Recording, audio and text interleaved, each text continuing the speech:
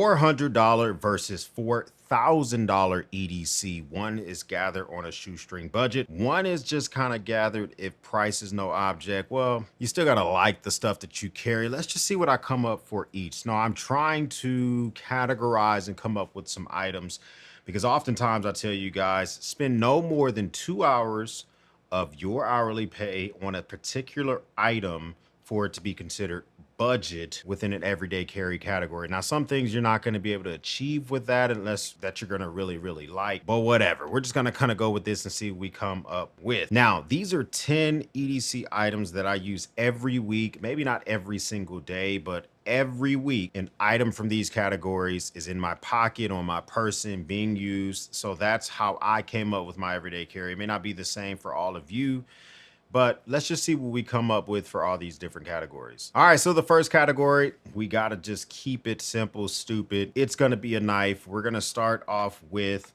the expensive category.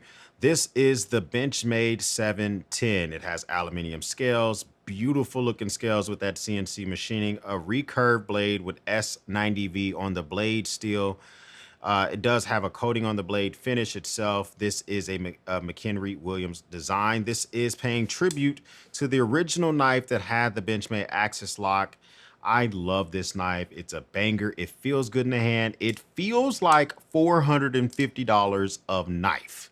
Actually, it probably could be sold for a little bit less than that, but this is the butterfly tax. But I mean, we just got to keep it real. The deep carry pocket clip, it looks just fantastic. Great action on it with that brand new axis lock ramp that they put in here. This is one of those bangers that I absolutely can recommend if you just want to get a Grail Benchmade. Okay, not a Grail knife, a Grail Benchmade. But if you're just looking for a knife that cuts stuff, you know, opens packages, cuts zip ties, cut IPs off of stuff like that, then there's nothing wrong with the Civivi Mini Praxis. I just talked about this knife the other day, why it's so incredibly popular with so many different people. This thing comes in at $29. MSRP is 35. I'm telling you how much I pay for these items. Okay, so that's where I get the price where we at for all of this type of stuff. But I mean, D2 blade steel, which means it may not have as much corrosion resistance. Obvious, the S90V, it may be a little bit more difficult to sharpen than some other blade steels, but it's gonna maintain an edge retention a little bit longer for a budget knife. I think that's pretty good. G10 scales. It feels great in the hand. It does have a flipper tab only for opening purposes, but you can kind of grab the blade and kind of flip it open and figure out different ways to finagle it. There are different ways to kind of work it out and get it done. But this is the category. There's always a knife in my pocket.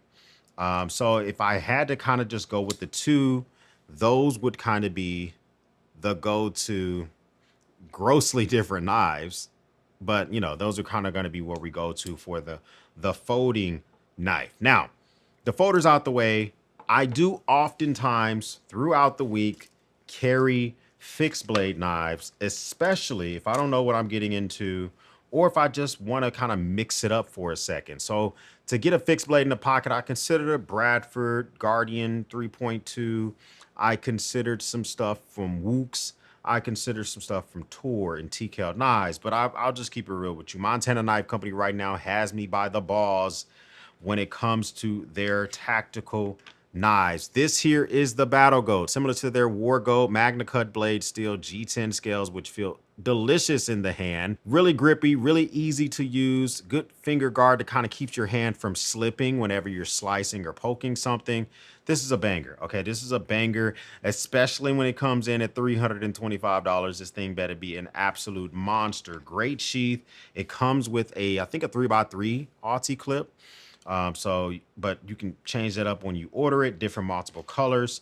This is a fantastic knife through and through, but you don't have to spend that much money to get yourself a decent knife. I did end up landing on the SE Kanderu mainly because of you can customize this thing so easily. You get tired of these scales, unscrew these, take them out, swap them. You can run this naked.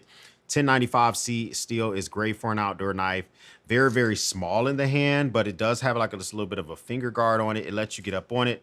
Jipping on the back of this so that you can get on here and still use the knife. Canderu is a fish in the Amazon. It's a catfish in the Amazon. They're aggressive. That's why they named this little thing aggressive. I'm not usually a big fan of logos on knives. This logo is a panty dropper. So that's one of those ones I can recommend, especially I kind of splurged on the budget knife because I could have went with a cheaper one from CRKT. I did spend $76 on this. This is a neck knife. You could put a 2x2 Alti clip on here if you wanted to, but this does work well as a neck knife, or you can just kind of free ball it in your pocket. So we're hooking and jabbing, we're making things happen, we're figuring out where everything fits in the category. These are items that don't go in my pocket very often, but they get used very often. My kids hang on doorknobs. My kids pull stuff off of walls. My kids pull drawers down. My kids are destructive sometimes, okay? All right, so oftentimes I walk around the house 1 or 2 entire days with a multi-tool in my pocket, fixing stuff, fixing mailboxes, taking it with me if I'm going over one of her girlfriend's houses and helping them fix some crap. I don't know what I'm getting into. I like a multi-tool when I have that. So we got a couple of options for that. The banger is gonna be the Leatherman Arc Obsidian. I bought this thing brand new, $275. They're no longer really available. They restock them rarely, so they're a lot more expensive right now. They're about 500 bucks. But just wait for another restock or buy it if you really want it. But great tool, mainly because of the one-hand opening feature. You can access every single tool except for the plier while the tool is closed. Great for using this thing while your hands on a workpiece. But the key standout feature of this, hands down, is the Magna Cut blade steel. It's made in the USA for the entire multi-tool. It's just a banger. Okay, it's a banger. For me, if I'm gonna carry a multi-tool, it needs to have pliers. It needs to have at least some slotted screwdrivers, Phillips screwdrivers. The bits are a plus. I like having the bit driver here, but it's not a requirement for me. I need to have the onboard tools. Having the onboard tools means I can carry something as simple as the Leatherman Squirt PS4. Now, when I bought this, I paid $40 for this. When this released, over a decade ago, you can get these things for $19.99. The price just increased until they discontinued this, and they've had a lot of different Leatherman squirts over the years. This thing works butterfly pliers, spring-loaded pliers on here. It does have every tool set that you need for those basic tasks that I mentioned. Knives, scissors. I love the Leatherman squirt. It's just a small little thing. And Leatherman tends to tease us like that. They'll bring a multi-tool out that we love a lot, let us get used to it, like the juice or the squirt or whatever, and then they kind of just take it away from us. That's kind of where we end up with the Leatherman squirt. Now, some of the stuff is discontinued. Before I go to the next item, hey, listen, if you're getting good content out of this video, hit the like button, okay? Subscribe to the channel as well. I like talking about everyday carry, EDC stuff, also SHTF, all that good stuff as well. Now, we gotta continue to talk about things I use weekly. Some of those things have to do with cigar cutters. Now, this is a part of my EDC because I smoke cigars, okay? It just kind of makes a lot of sense. So for me, the cutter is the Benchmade 1500. This is the Benchmade cigar cutter. They've come out with I think they came out with 3 cigar cutters over the years. This was the last one before they discontinued cigar cutters. Benchmade, bring back cigar cutters. We like them. This thing cost me $250 on base 4 years ago, maybe 3 years ago. Stabilized. Actually, I think this is not wood. I think it's the Rakite, whatever that stuff is. They're making it out of the new Benchmade bug out. S30V blade steel for the guillotine style cutter. It does clean cuts. I send this into Benchmade. They sharpen it for me. They still consider it one of their knives. Great talking piece. Love it. And I can't light a cigar with this. So oftentimes I end up bringing a Zippo with a butane insert. So I normally would carry a Zippo, but I don't use Zippo fuel. I use a butane insert, and that way I can light my sticks. And this normally costs me $20, and the insert normally costs me an additional 15 bucks or so. So that's my pairing for sticks. But for the budget category, it needs to be an all-in-one solution. So I have the Tisfa. This thing is actually really, really goated. Okay, Tisfa, this thing costs 16 bucks. Guillotine style cutter, which you can remove and sharpen if you need to. It also has butane. It tells you how much butane is left on the side here. So you can clearly know, like, hey, I need to refill it. You refill it right here on the bottom, easy to access, very, very sharp. I like the matte finishing on this, and it's $16. So that's kind of a nice little quick solution that is literally less than a tenth of the price of those two items put together. So you got to be able to pay for stuff, right? Everyday carry involves paying for items just in case you need them. Now I could have went very, very cheap. I bought some cheap wallets on the Amazons before, like $6, and I hated them. Everything I'm showing you guys, I would carry any of these in a heartbeat. None of this stuff I purchased to make this video happen. All this stuff has rotated in my pocket over the last 4 years, and I like the shit. Okay, so that's why I wanted to show you stuff that I've actually used, not stuff to make the $400 and $4,000 thing work. But the banger has to be the Dango A10 wallet. This is the A series. They have a lot of different series. The M1 Maverick is cool. This is one of the most functional ones for me because it does give me the ability to slide this thing off and just take this with me if I want to, which holds my cards inside so I can pull that, use it if I need to. So I like that, but I could always put this back together and have the full thing. And then I have access to cards that I use. I have a Right in the Rain pad in here, different cards that I use at the go, at the fly. This backplate cost is real walnut. So I had to spend a little bit of extra money for that. So this whole wallet all in cost me $119. Probably actually more like $140 because I got two of these back plates, but the other back plate's not here right now. Okay. So that's how much that one cost me, about $120. I like it a lot. Okay. The Wayfinder Flux. This is made of recycled material. It's very simple. Card slot on this side, card slot on that side, room in the middle for coins or cash or whatever the heck you want to put inside. This thing is $30. I've carried cheaper wallets and I did not enjoy them. Okay, I've done all the wallets that people have suggested in the comments to cost $6 and $16 and whatever. So I know I could have got a cheaper wallet on Amazon or from a local maker, but I wouldn't have enjoyed it.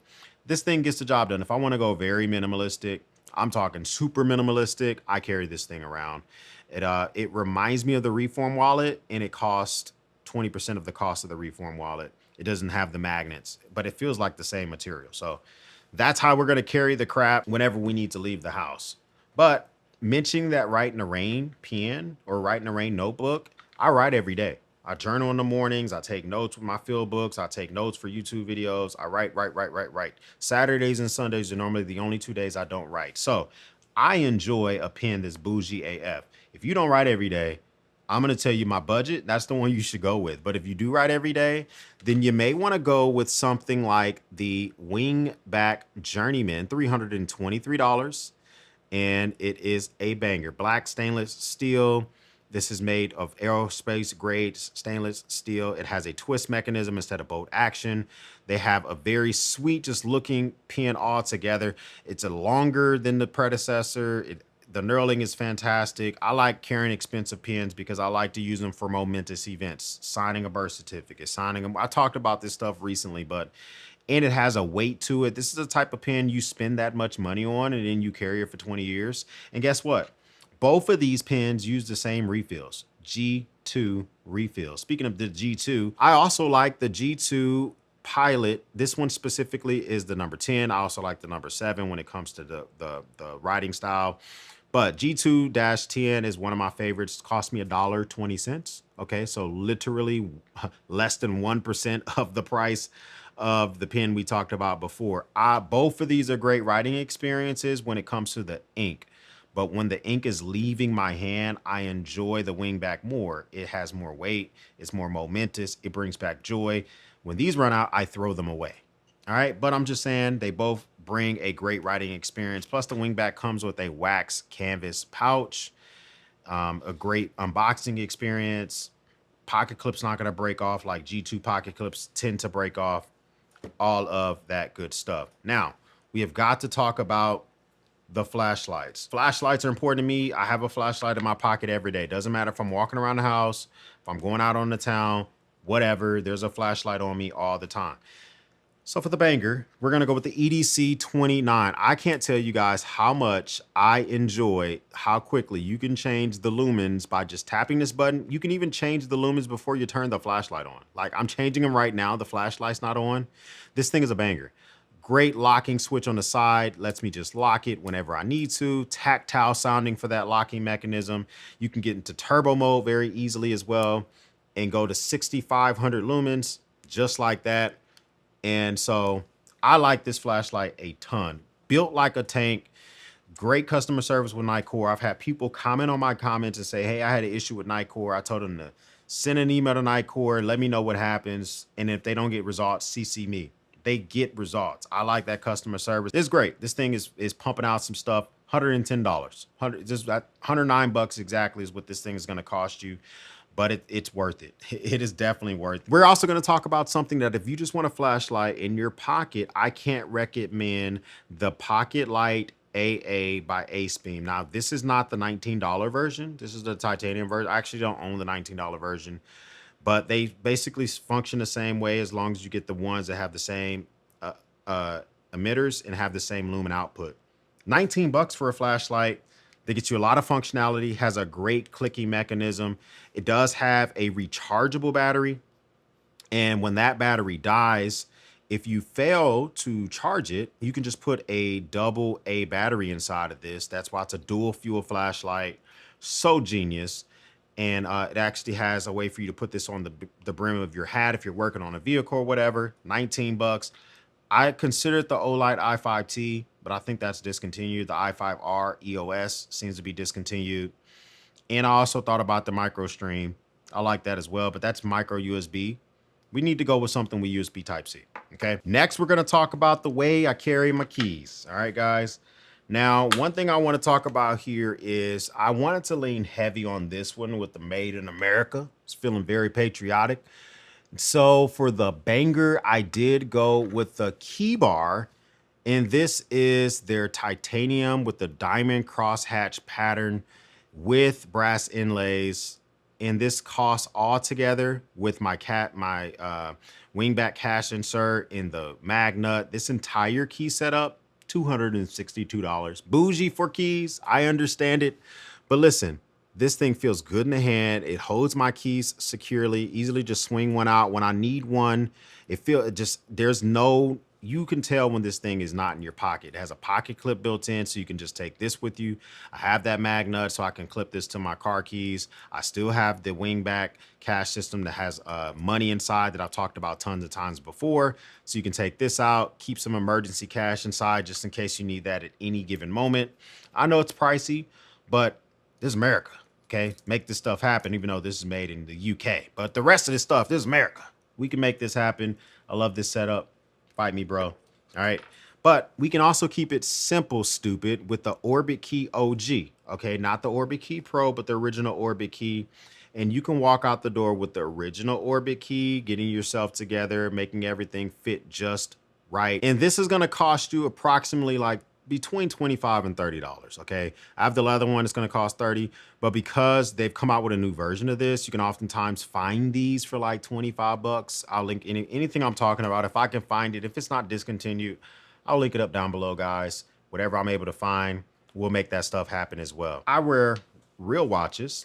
I wear a smartwatch to bed when I cut the grass and when I go rucking.